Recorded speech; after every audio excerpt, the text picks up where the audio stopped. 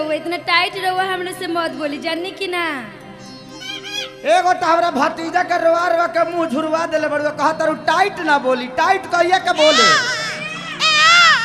तोहरा के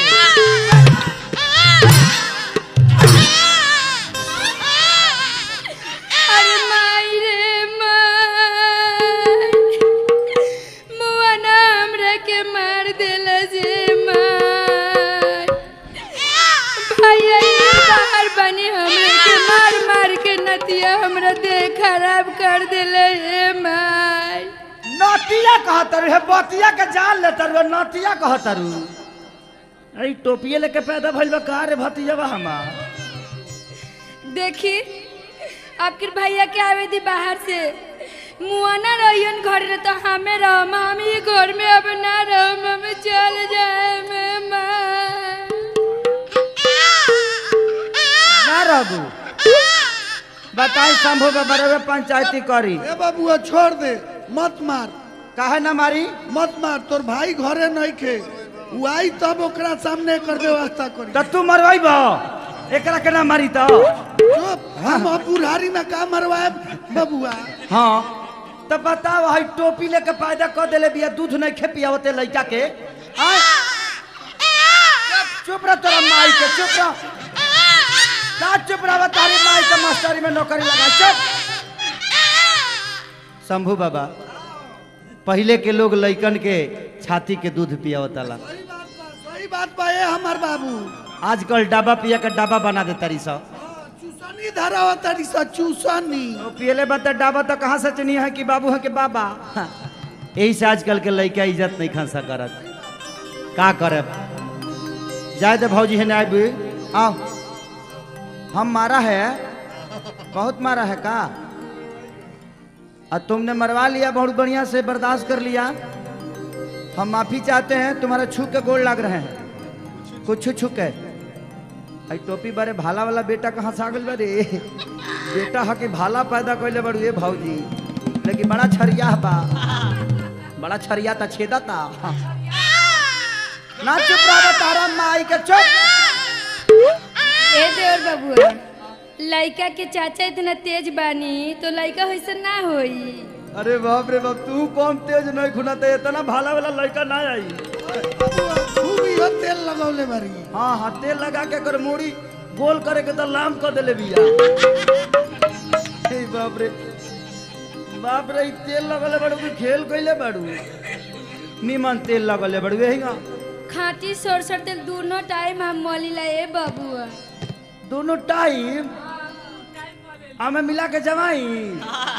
हाँ तो जवाई ने करा के तनी हिंग चटावा एकर मुंह सूखल जाता आ नइखा मिलत ना अही राम मांगा से मांग लिहा ई पहले हिंगे बेचता ले तनी अब अंजनी भैया के संगत में पड़ल तो बेचारा ढोलक उलक बजावे लगल आज नाम हो गल ढेर दाम हो गए तब से लेकिन भाला वाला लड़का आज ले हम ना देख रही अरे दादा पहली बार भाला वाला लड़का आयल बा क्षेत्र में क्षेत्र के विकास होई बहुत विकास होई मात्र ये बाबू मात्र चुप रह ना चुप रह जाए दे बाबू खराब का चल गई अब तोरे घरे निमान का आ गई। ए देवर बबुआ धोरी न तनी रोवे पिया दी। हाँ पिया दी हमारा लगा सिस्टम कहाँ बजा पिया दी रे पिया दो उनकर पर्सनालिटी तनी खराब हो जाए ऐसे नहीं कि पियावो। अच्छा का है बाल्टी में पर्सनालिटी लेके आइल बड़ी। हाँ तनी झूले लगी। देखा भाजी हम पियाती तो एकरा के निकाल ना देती हाँ हमारा लगा सिस्टम बंद बा। ए देवर बबुआ संगे एगो लमको धरा दे तनी रोवे वही से पिया दी।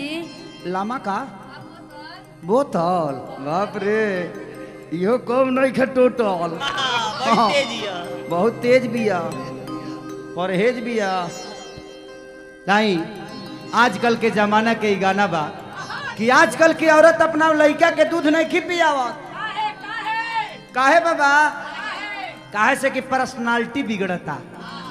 हाँ शहर में बड़ा तंग हो गई घड़ी जमाना का होता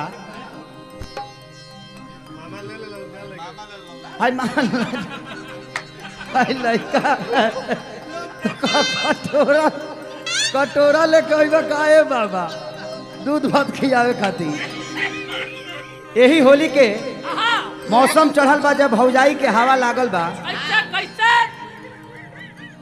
तो भौजैया के जब देखले बा लइकवा रोता तो उ देवरा का कहता, का कहता जब हो? गांव के लोग पूछता तो एगो कहता, कैसे ए बबुआ कैसे कहता हो शंभू बाबा उ का कहता लइकवा, जब रौरे रौरे खानी बुजुर्ग आदमी जब कहलस कि बबुआ तोरा घर में बड़ा शोर होता रे, हाला होता बाबुआ तारा घर में बड़ी हाला होता। का करे बाबा भौजाई बहुत उरे मिल गई बिया, बाल्टी में पर्सनालिटी लेके आयल बिया। कैसनो मिलल बिया तो घर में तो रखे के पड़ी। अब तहार बिया दिया बुता के भइल बा, तू का जमरब जनब जोरा भाई लइकवा का कहता भैया, अरे की जहिया से बहल बा फगुआ के हवा, भौजी के सूट नहीं करता दावा।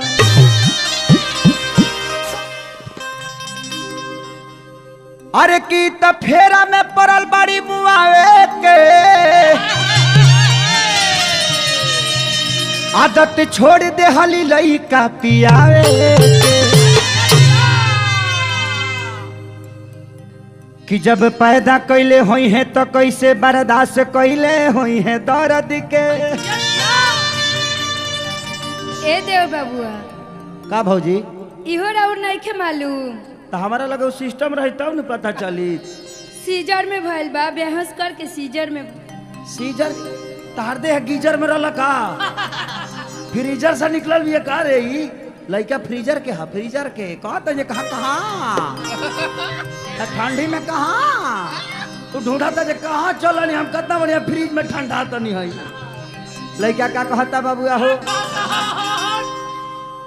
कि जहिया से बहल बा फगुआ के हवा, भौजी के सूट नहीं करता दावा।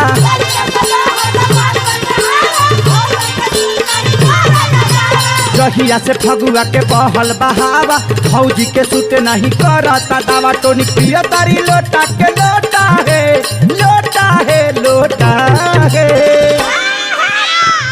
ना चुप रह बे, कहा नहीं सोता है रे, सोच तो तारी माई के मस्तर में नकल लगा सुन। तो बोला बबुआ कहेला रोता है, बोला बबुआ कहेला रोता है, हे भौजी का दूध नहीं होता है।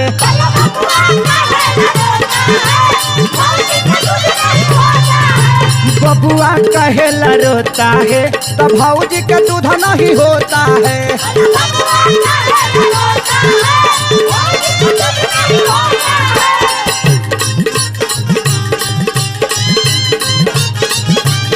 ए पंकज, ए आर पंकज जी हाय देखा, ए बाबा पवन मुरली भैया हो, ले ए मुखिया जी हाय देखा, राज बहादुर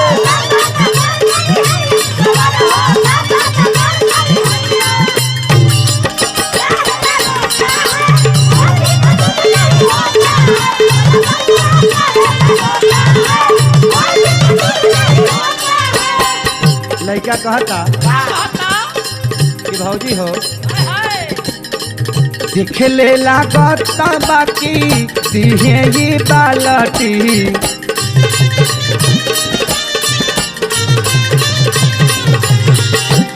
देखने में शरीर तो बहुत उभड़ खाबड़ है, आज बाबा पाठक इकर सब चल रहा है नाटक, देखे ना देखला से लागता कि भरती है बालटी।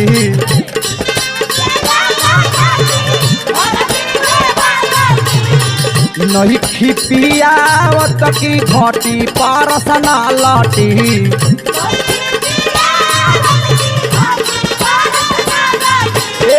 नहीं खिपियावत की घटी परसना लटी।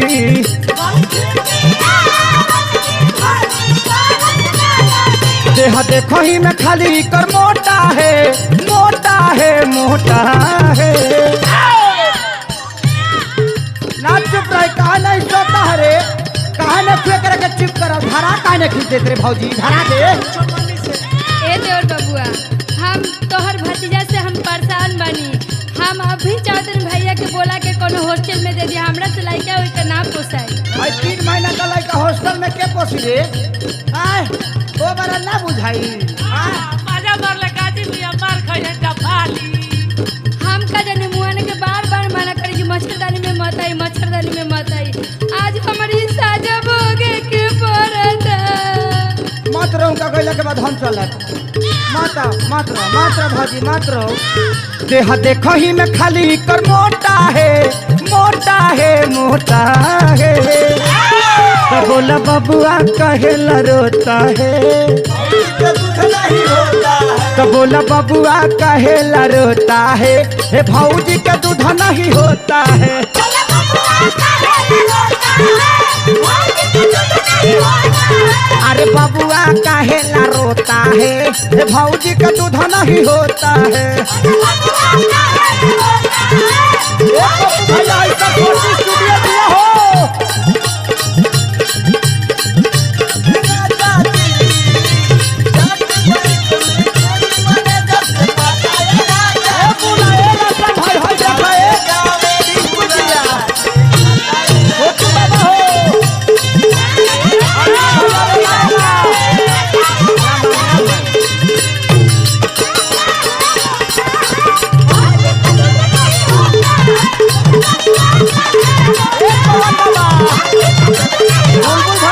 देखो भाजी अभी लड़का छोटा है इसलिए हम कह रहे हैं कि इसको टाइम से पिलाओ खिलाओ और अपना देह का ध्यान मत दो उस लड़के का देह का ध्यान दे तब है काम करते उधर